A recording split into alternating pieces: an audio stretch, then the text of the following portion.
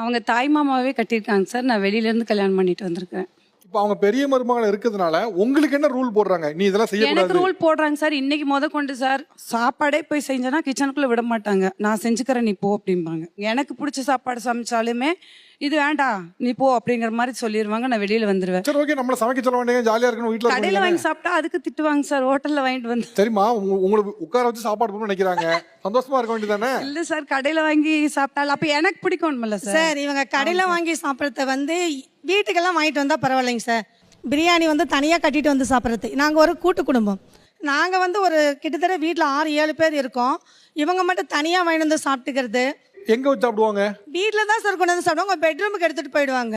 ஓ, வாசம் மட்டும் வந்துட்டு இருக்கோம். ஆமாம், வாசம் வந்தாலும் நான் கேட்பேன் இது வேண்டாம், சிக்கனா மட்டனா? ஆமா நீங்க தனியா கூட சாப்பிடுங்க, வீட்டுக்கு எடுத்துட்டு வராதீங்க.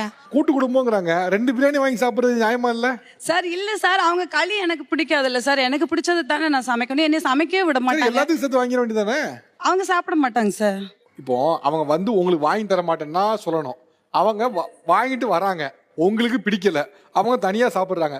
இதுலயே நான் சாப்பிடக்கூடாதுன்னு நினைச்சது என்ன நியாயம்? சார் அவங்க ஓரகத்தியா இருந்தாலும் என் தங்கச்சி மாதிரி நான் நினைக்கிறேன். வேண்டாம், உடம்பு கெட்டு போயிடும். தங்கச்சியாவே இருந்தாலும் வாயும் வயிறு வேறதான், ரைட்டா? நீ தங்கச்சியாவே இருந்தா அவங்களுக்கு சாப்பாடு நீ சாப்பிடுவீங்களா? தங்கச்சியா இருந்துட்டு போட்டோம், அதுக்கு என்ன? அவங்களுக்கு பிடிச்சிருக்குமா, சாப்பிட்டு போறாங்க. இப்போ அதுல ஏன் நீங்க ஏன் தலையிடுறீங்க? சரிங்க சார், நான் தடுக்கலைங்க சார், விட்டுருங்க. ரெண்டாவது, காலையில் ஒரு கிராமத்தில் இருந்தால் குடும்ப பொண்ணுங்க எழுந்தால் நான் 4 மாடு வச்சுருக்கேன், இறம இருக்குது. காலையில் இருந்தால் சாணி எடுத்து வயலில் கொட்டிட்டு வீடு வாசலாம் சுத்தம் பண்ணிவிட்டு நான் அந்த வேலையை பார்ப்பேன் சார். இவங்க கொஞ்சம் வசதியான வீட்டு பொண்ணுன்னா 7 மணிக்கு எழுந்திரிச்சு எழுந்த உடனே மேக்கப் பண்ணிவிட்டு ரீல்ஸ் போட உக்காந்துக்கினா எனக்கு கோவம் வருமா வராதா? நீ வீட்டில் வேலை செய்கிற மாதிரி தான் நானும் வேலை பார்க்குறேன். நீ என்ன வசதியான பொண்ணுனாக்கா நீ வீட்டில் எழுந்து 7 மணிக்கு ரீல்ஸ் போட்டுன்னு அவள் நேரத்தில் 7 மணிக்கு லைவ் கேட்குதுங்க சார். இன்ஸ்டாகிராமில் லைவ் கேட்குதா? லைவ் இன்ஸ்டாவிலே லைவ் 7 to 8 வரைக்கும் லைவ் போட்டு உட்காந்துக்கினா அப்போ வீட்டு வேலையை செஞ்சுட்டு இவங்க 2 குழந்தைங்களையும் நானே குளிக்க வச்சு நானே பராமரித்து எல்லாம் நானே பார்க்கணும். சார் அப்படி இல்லை சார், என்ன சமைக்க விடுறது இல்லை. அப்போ நான் காலையில் என்ன பண்ணுவேன்?